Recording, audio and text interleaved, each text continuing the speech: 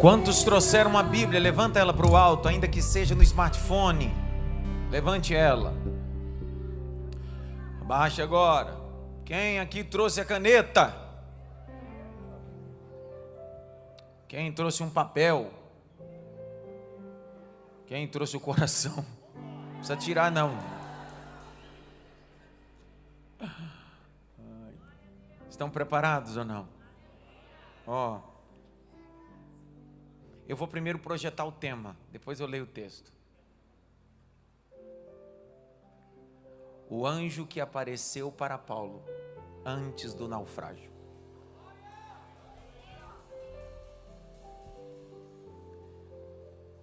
Antes do navio ou barco afundar, Deus vai mandar um anjo. E há um recado: ninguém morre. O navio pode ficar destroçado, mas ninguém morre. Será que você pode levantar assim a mão? Repita comigo assim: antes do naufrágio, Deus vai enviar um anjo. Não, faz decentemente assim: antes do naufrágio, Deus vai enviar um anjo. Bate pelo menos em 3 mãos assim.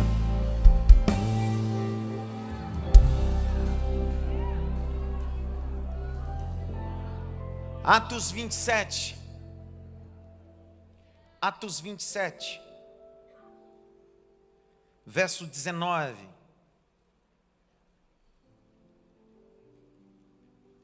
Enquanto você encontra Atos 27, 19, pastor Johnny, pastor lá de Votuporanga, eu estive lá semana passada, terça-feira passada, segunda passada, foi uma loucura, eu saí não sei de onde, fui para outro lugar e foi maravilhoso. Fique em pé, pastor Johnny. Pensa numa igreja linda, igreja cheia de Deus. Vamos aplaudir Jesus por esse príncipe de Deus. Na igreja do pastor Johnny nós temos um polo do Itepa Bible College lá, com quase, quantos alunos tem lá? Uns 40? Quase que 40 alunos, glória a Deus por isso. Pastor Xande está por aí também, fique em pé, pastor Xande, por favor. Pastor Xande está pastoreando uma igreja em Itaquera. Vamos aplaudir Jesus pela vida do pastor Xande. Estamos juntos, amigo. Atos 27, verso 19, lê para mim. E no terceiro dia, nós mesmos, com as próprias mãos, lançamos ao mar a armação do navio. E não aparecendo, havia já alguns dias, nem sol nem estrelas, caindo sobre nós, grande tempestade, dissipou-se, afinal, toda a esperança de salvamento. Havendo todos estado muito tempo sem comer, Paulo, pondo-se em pé no meio deles, disse: Senhores, na verdade era preciso terem me atendido e não partir de Creta, para evitar este dano e perda. Mas agora aconselho que tenham coragem, porque nenhuma vida se perderá, mas somente o navio. Porque esta mesma noite, um anjo do Deus, a quem eu pertenço e a quem sirvo, esteve comigo dizendo... Não, lê de novo, pelo amor de Deus, vai. Porque esta mesma noite, um anjo do Deus a quem pertenço e a quem sirvo, esteve comigo dizendo... Dizendo o quê? Paulo, não tenha medo. É preciso que você compareça diante de César. E eis que Deus, por sua graça, lhe deu todos os que navegam com você. Portanto, senhores, tenham coragem, pois eu confio em Deus que tudo vai acontecer conforme me foi dito. Porém, é necessário que sejamos arrastados para alguma ilha. Pega na mão de alguém e diz assim: vai ficar tudo bem.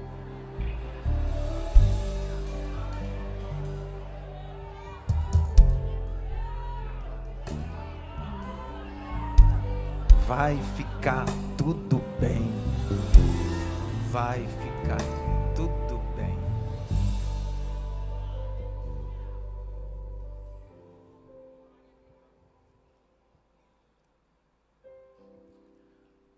Paulo, no texto neotestamentário, é o homem mais importante depois de Jesus. Seu currículo é invejoso. Ele tem dupla cidadania. Ele é hebreu e também cidadão romano. É por isso que no capítulo 27 ele está indo para Roma pelo status da sua cidadania. Melhor do que isso, Paulo era fariseu de fariseu e também da tribo de Benjamim. Foi educado a partir da cultura religiosa aos pés de um dos mais brilhantes rabinos, chamado Gamaliel. Fora tudo isso, Paulo era membro do Sinédrio. O Sinédrio era a alta corte judaica que julgava aqueles que transgrediam contra a lei mosaica. Paulo era zeloso, cumpridor da lei.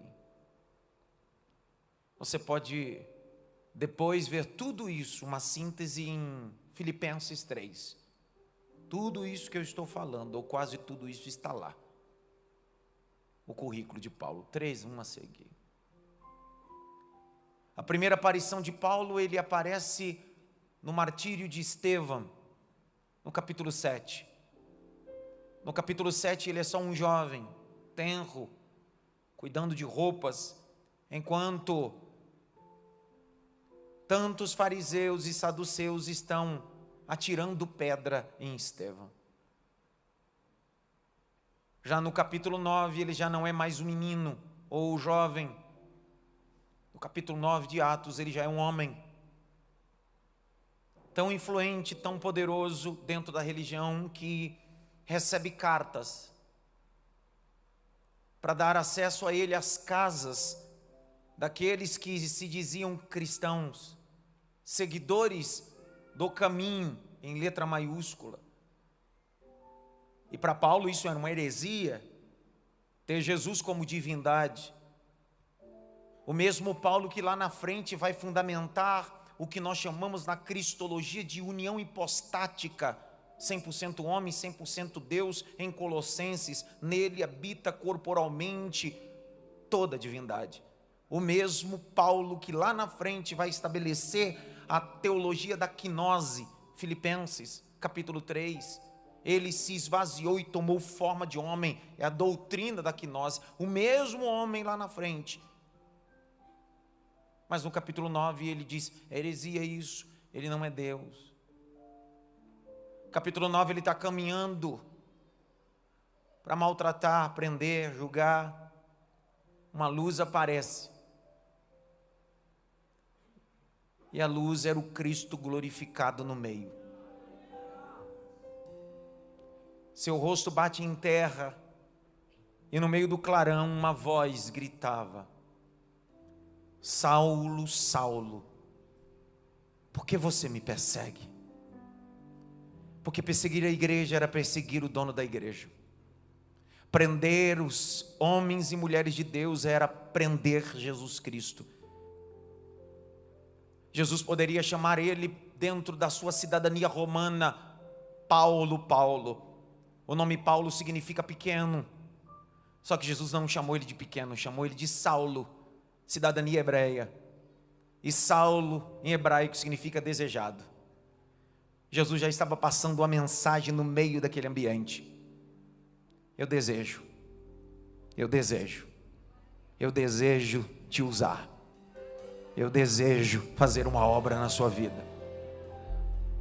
No meio daquele clarão, uma voz continua dizendo, dura coisa é você recalcitar contra os meus aguilhões. Aguilhões era uma ferramenta pontiaguda que servia para amansar bois selvagens. Olha o que Jesus está dizendo. É bom você se permitir que eu te amanse. Eu não vou te fazer um gatinho.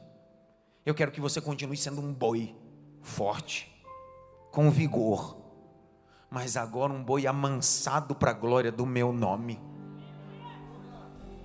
3 dias ele fica em uma casa, sem comer, sem ver, até que Deus fala com outro discípulo para que possa ir lá, colocar as mãos sobre esse tal Saulo. E quando coloca as mãos, as escamas caem dos olhos. Deus enche Saulo do Espírito Santo. E ali começa a história tão sublime deste Saulo, com percalços, intrigas, perseguições, em plantações de igreja. No próprio capítulo 9 de Atos Apóstolos, ele decide ir pregar em Jerusalém, mas ele vai começar um ministério de forma prematura, e tudo que você começa de forma prematura é um problema. O texto diz que pegam Saulo, Paulo, e diz: meu filho, vá para Tarso, não é hora. E o texto diz: e quando levaram ele, a igreja crescia e se alegrava. Saulo era o problema naquele momento, mas amanhã ele vai se tornar a solução da igreja de Cristo. Ele fica preparando-se até uma hora que Deus usa alguém para colocar Saulo no caminho do ministério. O Barnabé apresenta Saulo ao ministério. Saulo é cuidado, e mais do que cuidado, Atos capítulo 13, aquele que perseguia, aquele que matava, agora está em Atos capítulo 13, está escrito assim: e havia na igreja de Antioquia muitos profetas e mestres, e jejuando e orando, disse o Espírito Santo: separe para mim Barnabé e Saulo para uma obra que eu vos tenho chamado. No capítulo 9, ele foi expulso da agenda, expulso da igreja, mas no capítulo 13, é o céu que está dizendo: ele está na minha agenda, está no meu propósito, eu chamei. Isso se chama teocracia, teodeuscracia, governo. Quando a democracia e quando os ambientes não escolhem você, o próprio Deus disse: no meu tempo, na minha hora e no meu projeto, eu escolho, eu sou Deus.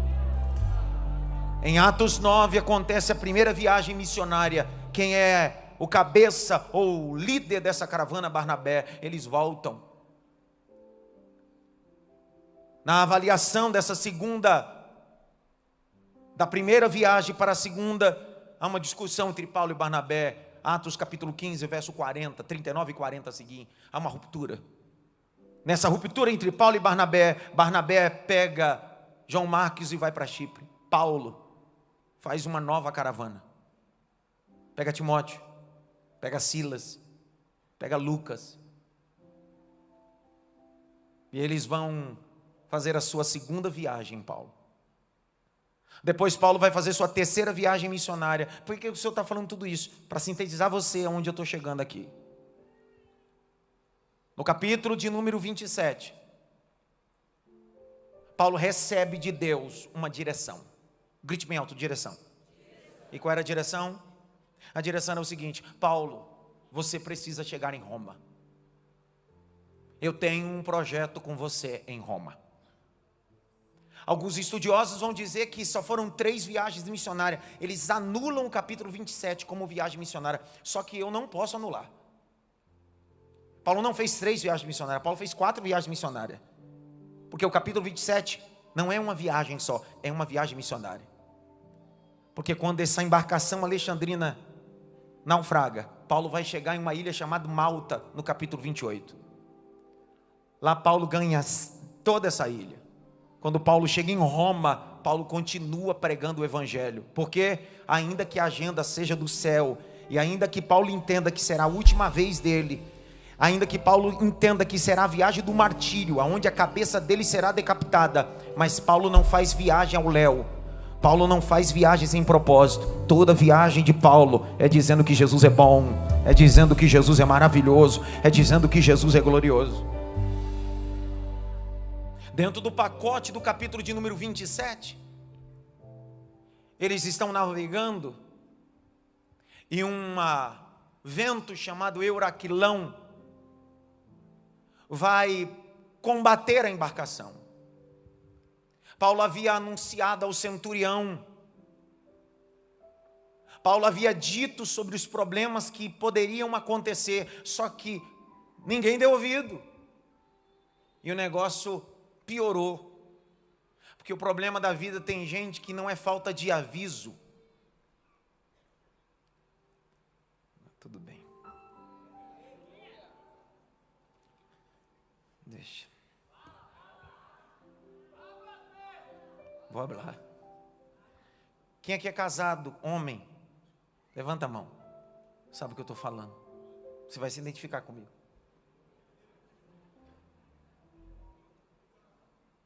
A pior desgraça da vida não é errar. Não, para nós homens, a desgraça da vida, a Elô já até dormiu, a desgraça da vida não é errar. É que antes de errar, antes de fazer, uma voz falou aqui no cangote: não faz.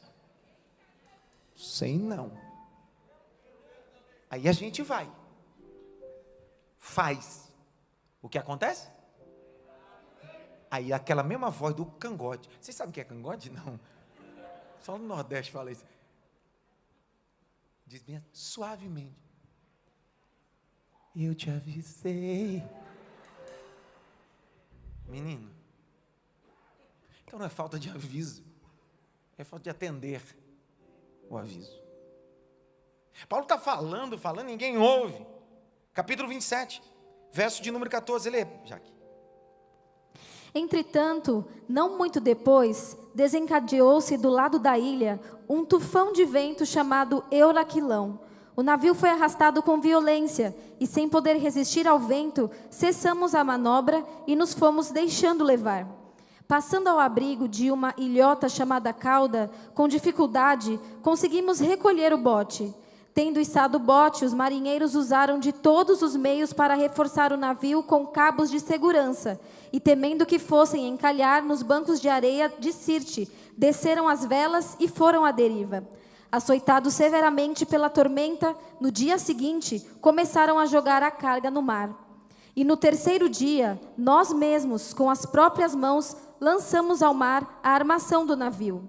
E não aparecendo, havia já alguns dias, nem sol nem estrelas, caindo sobre nós grande tempestade, dissipou-se afinal toda a esperança de salvamento. Para! Isso é uma embarcação de prisioneiros. Está todo mundo à deriva. Você já viveu a deriva, não? Na sua vida conjugal, familiar, financeira, emocional, a deriva. Sem saber o que é norte, sul, leste, oeste. Sem saber o que fazer. É o que está acontecendo aqui. Eles largaram mão e disseram: deu ruim. E o pior de tudo, eles estão dizendo assim: acabou a esperança. Você já teve uma crise de falta de esperança? Sim ou não? Todo mundo. Que bom que eu não estou falando com anjos aqui. Todo mundo tem uma crise de falta de esperança. Pastor, isso é pecado. Pecado? O que eu faço com Gênesis 15? Que o pai da fé tem uma crise de esperança. Dentro da tenda, em Gênesis 15, ele começa a dizer: estou velho, Senhor. Eliezer o Damasceno é o meu mordomo. Eu não tenho filhos, e o Senhor me disse que me daria filho. A esperança dele está a nível reserva. Só que quando a nossa esperança está vivendo um colapso, acontece como Gênesis 15. A voz do Deus Todo-Poderoso vem a Abraão na tenda. E a voz é o seguinte: Abraão, sai dessa tenda. Sai que eu vou te dar esperança. Melhor, eu vou vitaminar a tua esperança. Let's go, my friends. Quando ele sai, o Senhor diz: ô Abraão, sabe qual é o seu problema de esperança? É que você está olhando na horizontal, ou você está olhando para baixo. Vou mostrar uma coisa para você no lugar que vai gerar esperança para você. Levanta os teus olhos para o céu, Abraão. Está olhando, Abraão? Estou olhando, Senhor. O que é que você está vendo? Estou vendo estrelas. Conta as estrelas. E se você pode contar, porque assim será a sua descendência. Crise de esperança. Eu termino.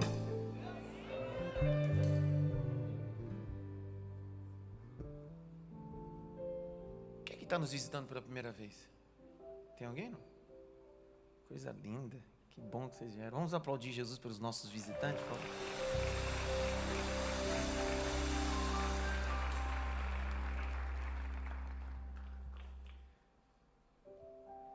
Grite bem alto. A deriva. Não. Bonitinho, diga. A deriva. Verso 20, lê de novo, Jaque. Com força, vai. E não aparecendo havia já alguns dias, nem sol nem estrelas, caindo sobre nós grande tempestade, dissipou-se afinal... Para! Nem sol? Tem dia que tá ruim a coisa, viu? Não tem sol, não tem estrela, não tem perspectiva. Por isso que a esperança aí é aqui, é angelologia, o estudo dos anjos. Deus poderia falar com ele. Porque Deus não apareceu em Atos 9 no caminho dele? Jesus não apareceu, sim ou não? Só que a teologia de anjo é um fato. A comunicação do ambiente angelical é um fato. Ainda que alguns teólogos liberais digam que esse negócio de anjo é só uma ideia mística, simbólica. A teologia liberal vai dizer que não era um ser literal, é só simbólico. Há dois pastores principais em nossa nação que são adeptos à teologia liberal. Primeiro, Ricardo Gondim. Ricardo Gondim é teólogo liberal. Segundo, Ed René Kivitz. O que a teologia liberal diz? A Bíblia não é a palavra, contém a palavra. E nem tudo aqui é o que é de verdade. A Bíblia não contém a palavra, a Bíblia é a palavra. De capa a capa, de letra a letra. Toda a escritura é divinamente inspirada por Deus. A palavra grega ali é telpenelston. Toda a escritura divinamente inspirada por Deus. Para exortar, para edificar. Eu vou continuar falando até o momento que você entender. Aqui não contém é a palavra. Por quê? Salmo de número 119, verso de número 105. Lâmpada para os meus pés é a tua palavra e luz para os meus caminhos. João capítulo 15, versos 3. Vós estás limpo pela palavra que eu vos tenho falado. João 17, verso 17. Santifica-te na verdade, porque a tua palavra é a verdade. Ao conselho do apóstolo Paulo: pregue a palavra, pregue a palavra, pregue a palavra. Teologia liberal não acredita em milagre, não acredita em anjo, não acredita em nada. Por isso que tem um bando de gente que procura. Porque já que eu não acredito que a palavra é a Bíblia, eu posso viver em homossexualidade, em adultério, fornicação e a vida de qualquer jeito.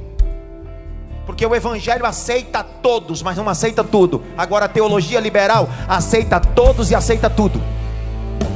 Porque o evangelho de Cristo tem o poder de pegar alguém sujo como eu, dar um banho e transformar. Será que tem alguém aqui? Ou vai continuar me olhando com cara feia? O evangelho aceita todos, mas não aceita tudo. Porque o sangue de Jesus Cristo tem o poder de transformar mente e coração.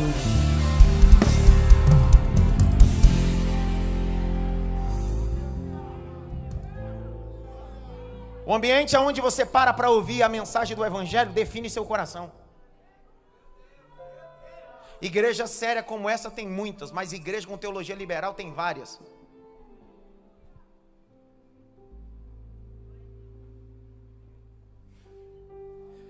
Sabe o que a teologia liberal diz? Não existe evangelho com cruz. Cristo já levou a cruz para nós. Ai, que bonitinho. Que lindo. I love you. Aí lá vem Jesus. Aquele que quiser vir após mim, tome o quê? Não, não é troféu, é cruz.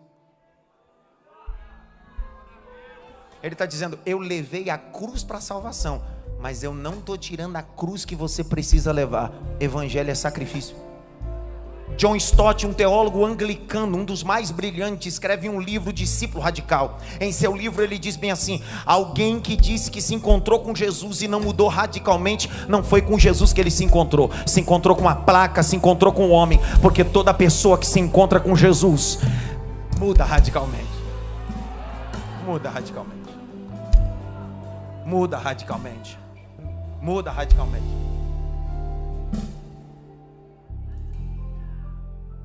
Repita comigo. Anjo. Não, mais alto, diga anjo. O Deus que se comunica com Paulo no capítulo 9, o Deus que dá a Paulo experiências sobrenaturais, vai dar a ele na sua última viagem, antes de ser preso e decapitado. Paulo chega em Roma e é preso na prisão Marmetina, uma prisão que a maioria dos prisioneiros não chegavam nem a um julgamento, era sem iluminação, úmida, e a maioria dos prisioneiros pegavam tuberculose e morriam lá. Paulo vence isso. Paulo é colocado para ser decapitado. E depois de ser decapitado, o corpo dele é levado para fora da antiga Roma, fora dos muros aurelianos, e é sepultado fora. Hoje em Roma existe a Basílica de São Paulo, aonde os restos mortais de Paulo foi sepultado. Pastor, o que você está dizendo tudo isso? Na última viagem, os últimos momentos. O ministério de Paulo é marcado com mais de 13 mil quilômetros só de missão terrestre. 11 mil quilômetros só de missão marítima. Dá quase 25 mil quilômetros ele fez em quase 3 anos de ministério, implantando e ganhando almas. Nunca havia aparecido um anjo. Na última viagem. Ele está dentro dessa embarcação, indo para Roma. Todo mundo sem esperança. Todo mundo desanimado. Vai morrer. Vai morrer. Olha o capítulo 27. Verso 21. Cara, você não dê glória agora, cara. Vai. Havendo todos estado muito tempo sem comer, Paulo, pondo-se em pé no meio deles, disse: Senhores, na verdade era preciso terem-me atendido e não partir de Creta para evitar este dano e perda. Mas agora aconselho que tenham coragem, porque nenhuma vida se perderá, mas somente o navio. Porque esta mesma noite, um anjo do Deus a quem pertenço e a quem sirvo esteve comigo dizendo: O quê? Paulo, não tenha medo. É preciso que você compareça diante de César. Lê de novo. Paulo, não tenha medo. Paulo, não tenha medo. Não, lê de novo. Paulo, não tenha medo. Se o anjo, que é um ser mensageiro que está trazendo uma mensagem do céu para Paulo, até Paulo estava com medo, até Paulo estava desesperado, mas no porão do navio aparece um ser angelical, e eu não sei o que ele diz de forma detalhada. A única coisa que Paulo diz é: e ele apareceu e disse a mim, não tenha medo, ninguém vai morrer, não tenha medo, haverá livramento, Paulo, não tenha medo, haverá livramento para você, para todos que estão nessa embarcação. Eu estou com uma palavra no meu coração queimando, dizendo: ainda que a esperança tenha acabado, ainda que o medo tenha chegado, há uma mensagem do céu para a sua embarcação, a deriva. Não tenha medo, não tenha medo.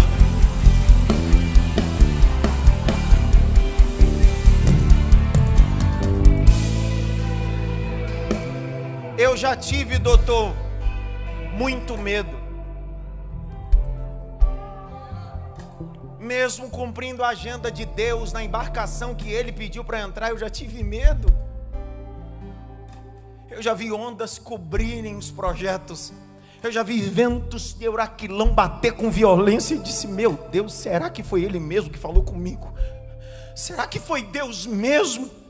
Eu imagino Paulo nesse sentimento, dentro desse barco, a gritaria dizendo: vamos morrer. Eu imagino o outro gritando: vou pular.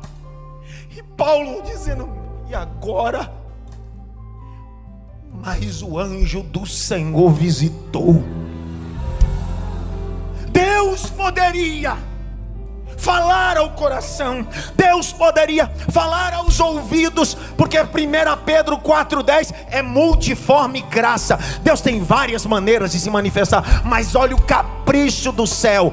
Deus está dizendo: é o apóstolo implantador de igreja que vai estabelecer a doutrina e a teologia sistemática da igreja, e ele não pode partir dessa sem ter uma experiência com seres angelicais.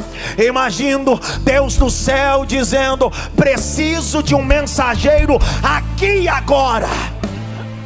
Alguém no céu se apresenta e grita: sim, Senhor eterno. Desce lá naquele mar, no meio dos ventos, de uma embarcação à deriva, que um monte de homem com medo e sem esperança. Mas tem um que é meu, o nome dele é Paulo, e por causa dele vou dar livramento para 276 tripulantes. Pega o peso da palavra. Por causa de você, Deus vai dar livramento à sua casa. Por causa de você, o Egito vai ter trigo. Por causa de você, a Babilônia vai dar a mão de Deus na Aramaia. Por causa de você, todo mundo vai ficar vivo.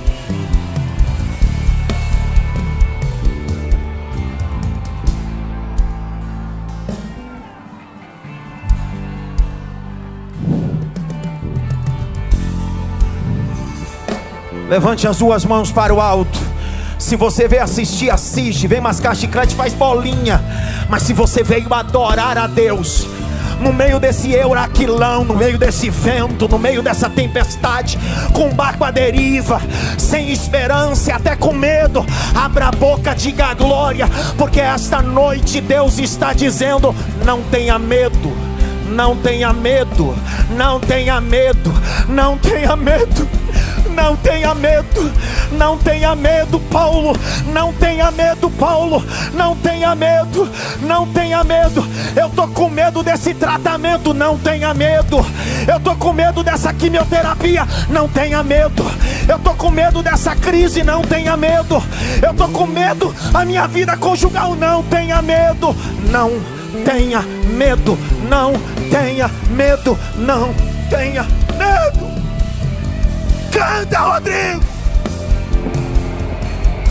Tua graça cobre os meus temores, tua forte mão me guiará. Se estou cercado pelo medo, tu és fiel, nunca vais falhar.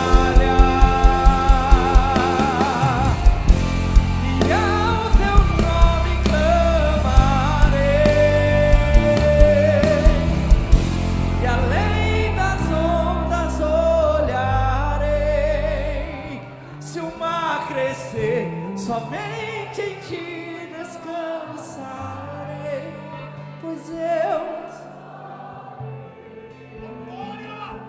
e tu és meu,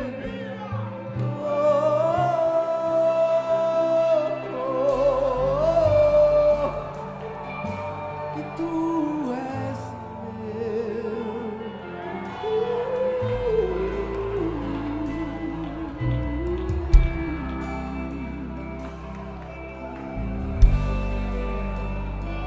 Guia-me pra que em tudo em ti confie. Sobre as águas eu caminhe, por onde quer que chames. Leva-me mais fundo do que já estive, e minha fé será mais firme, Senhor, em tua presença. Guia-me pra que em tudo em ti confie. Sobre as águas eu caminhe, por onde quer que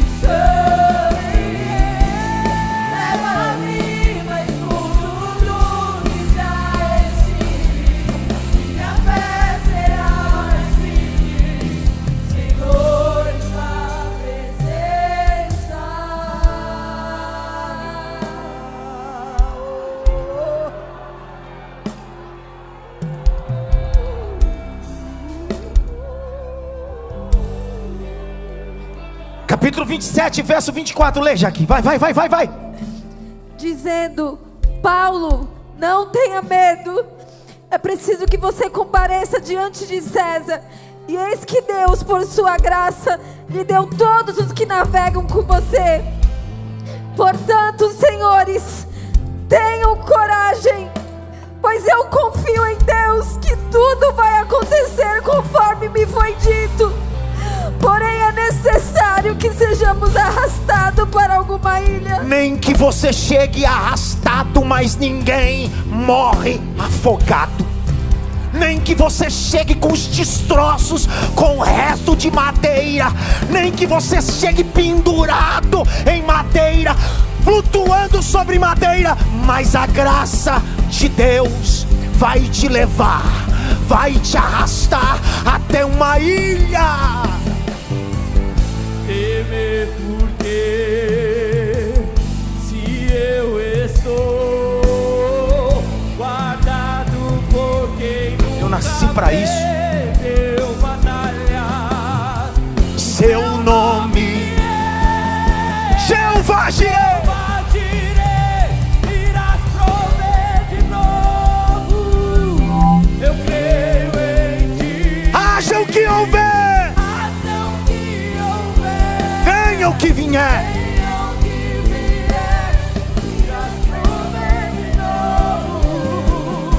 Eu creio em ti. Eu não vivo do que vejo, mas vivo do que creio. Irás prover de novo. Eu creio em ti.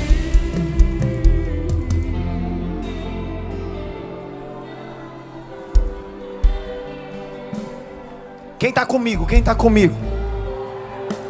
Você está comigo ou não? No meio de um euraquilão, no meio de um vento, no meio de uma embarcação à deriva, quando Deus manda um recado do céu através de um anjo, o Paulo foi dormir na noite seguinte, preocupado, com medo. Menino, ele acordou rugindo. Pode parar com medo, fica tranquilo. Deus enviou um anjo, e o anjo disse que ninguém morre. O anjo disse que vai naufragar, mas ninguém vai morrer. O anjo disse que vai naufragar, mas ninguém vai morrer. Quer piorar? As ondas, o vento, a embarcação à deriva. Lembra que você leu comigo que ninguém estava nem comendo? Lembra? Sim ou não? Paulo, eu não sei se eles vão crer isso aqui. Paulo disse: vamos fazer uma ceia. É o quê? Vamos fazer uma ceia na tempestade. 276 tripulantes, o vento soprando, um negócio fervendo, ninguém está sabendo para onde vai, a deriva. Paulo disse: vou fazer uma ceia,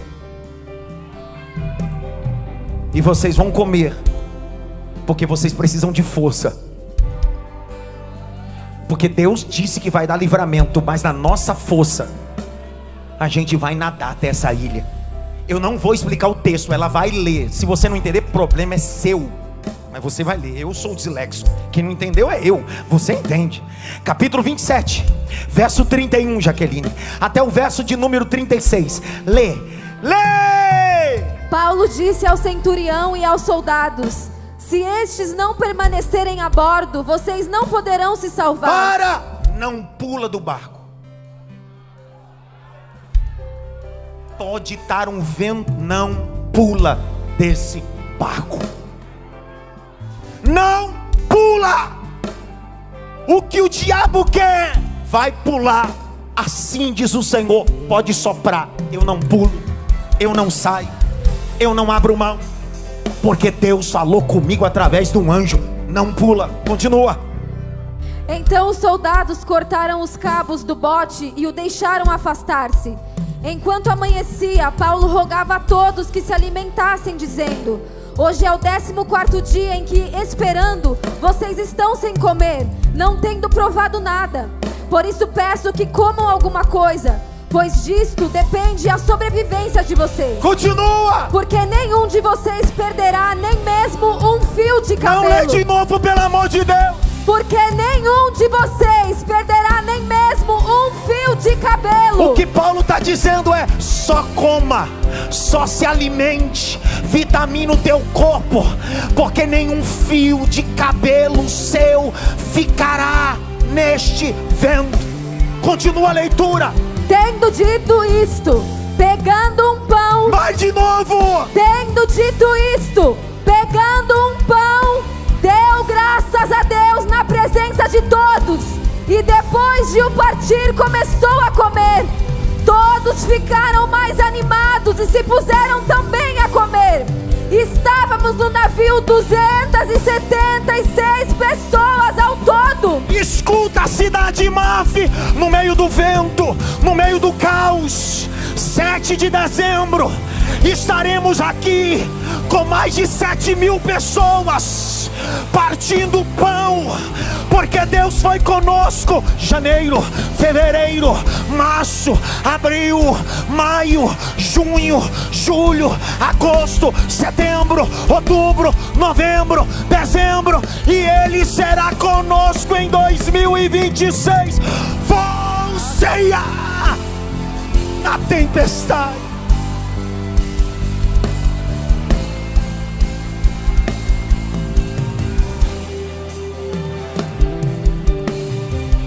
A tempestade e o vento forte não vão roubar a minha fé em ti, meu Deus. A tempestade e o vento forte não vão roubar a minha fé em ti, meu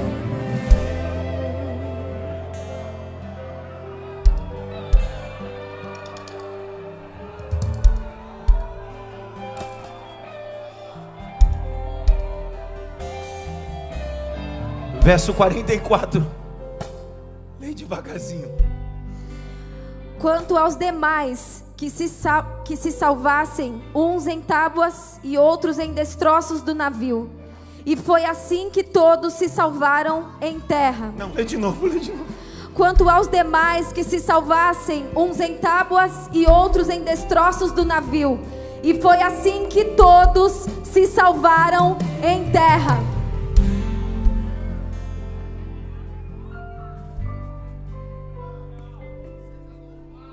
E aquela noite, o anjo apareceu a Paulo e disse: não tenha medo. Ninguém que estiver com você morrerá. Você vai chegar até César. Você vai chegar até Roma. Custe o que custar. Capítulo 28. Com os destroços, eles chegam na ilha chamada Malta. Tá frio, mas ele está acendendo fogueira. Uma víbora vem até a mão de Paulo, pica. Paulo sacode a víbora no fogo.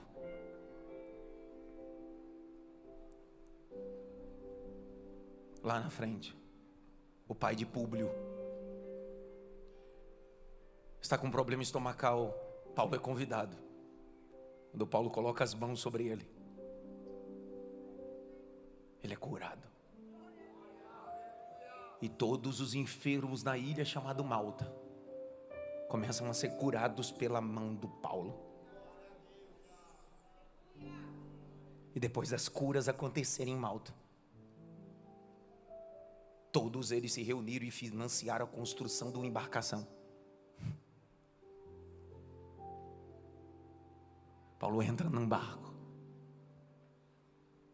com 276 tripulantes. Eu sou muito visual. Eu imagino Paulo.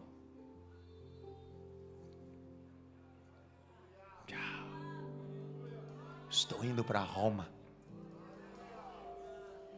Porque no dia mais difícil da minha vida, quando eu tive medo, quando nos faltou esperança, Ele enviou um anjo de madrugada e disse que nenhum fio ficaria.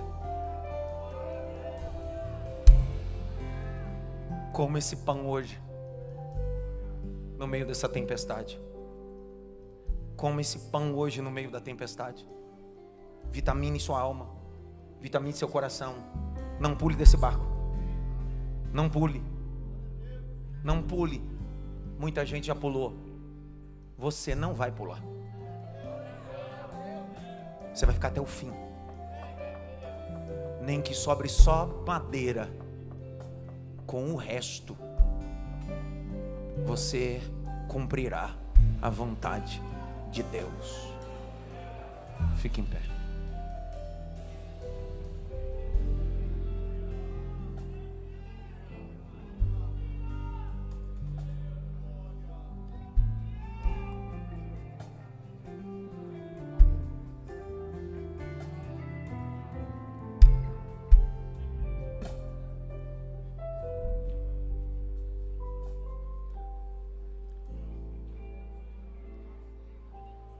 Pastor, mas não é possível. O anjo animou Paulo. Não é isso que acontece? Sim ou não? Não é isso? Não é o anjo que está animando Paulo? Sim ou não?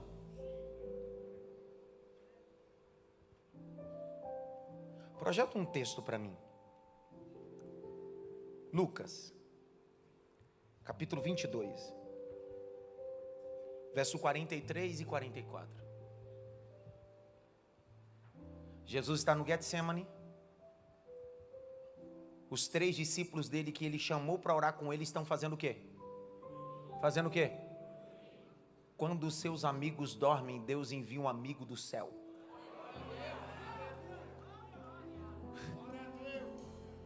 Não estou forçando o texto, eu só vou ler. Põe o 42, vou começar o 42 para ficar com contexto. Dizendo: Pai, se quiseres ir, afaste de mim esse cálice, mas contudo, não se faça a minha vontade, mas sim a tua. Aí olha o 43. Então lhe apareceu um anjo do céu, que fazia o quê? O que o anjo fez com Paulo? Tem um anjo confortando quem? O que o anjo disse para Jesus? Eu não sei, Filipe, mas certamente deve ter dito para ele: bora, força, bora, força. Daqui você precisa ainda para a casa de Yosef Bar Caifás. Daqui ainda você precisa pegar parte da cruz e caminhar até o Gólgota. Ainda você precisa ser crucificado. Das 9 da manhã até as 3. Bora, força, vamos lá. Bora, tem propósito, vamos.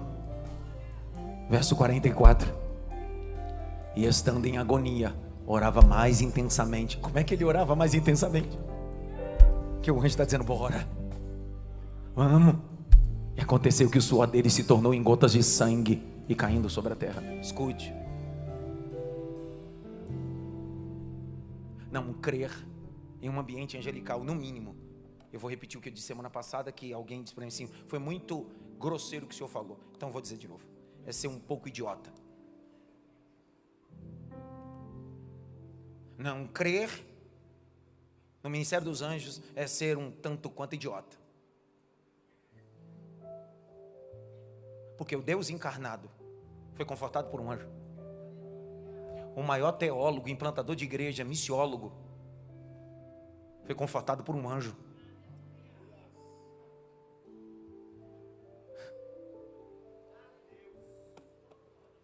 Feche teus olhos. Quem é você essa noite? Na galeria, online, que ouviu essa mensagem, que ela veio com tanta violência a você, mas você está afastado, ou está sem congregar, e precisa hoje voltar para a geografia do céu, a geografia de Deus. Você pode estar num barco à deriva, mas a sua vida precisa estar calculada no céu. Quem é você essa noite que precisa se reconciliar? Levante sua mão direita onde você está. Tem alguém? Pastor, eu quero me reconciliar com Jesus. Tem alguém? Tem alguém? Tem uma ali, tem outra aqui, tem lá no fundo, tem lá em cima.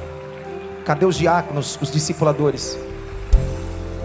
Vem, eu queria orar por você. Vem, eu queria orar por você. Vem, traz ele, Gênesis, logo. Vem, vem, vem, vem.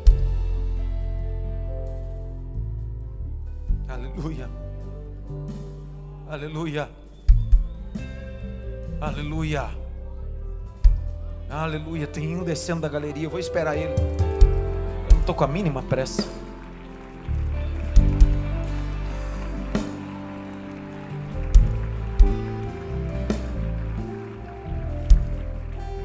Nessa série ainda eu vou falar sobre a caravana de anjos que teve um encontro com Jacó. Vai sair coisa disso ainda. Vem. Pode orar. Orem por eles. Venha, venha, venha. Ora, Arthur, por ele. Ainda dá tempo de você sair. Pastor, eu quero. Dá tempo. Dá tempo. Dá tempo. Pai, no nome de Jesus, queremos te dar graça pelo Alessandro que na live acabou de se reconciliar também. Queremos te dar graça, Senhor, pela vida dos teus filhos que estão aqui hoje, entregando suas vidas. Abençoamos e dizemos: não tenha medo, não tenha medo, não tenha medo. Você vai ficar vivo. Você vai ficar viva. Cristo veio para dar vida e vida em abundância. Eu conto 1 da live, eu conto 2, eu conto 3, eu conto 4, eu conto 5. Será que você pode aplaudir Jesus?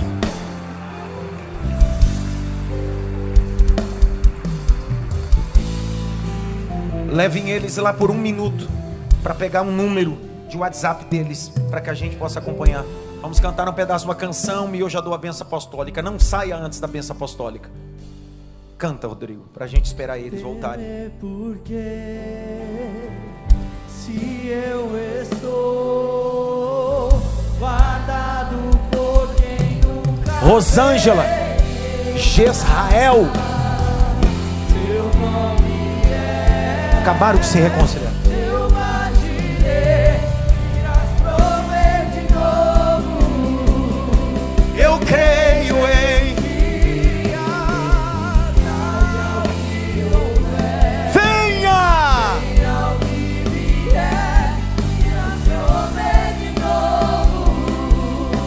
Eu creio em ti. Eu não vivo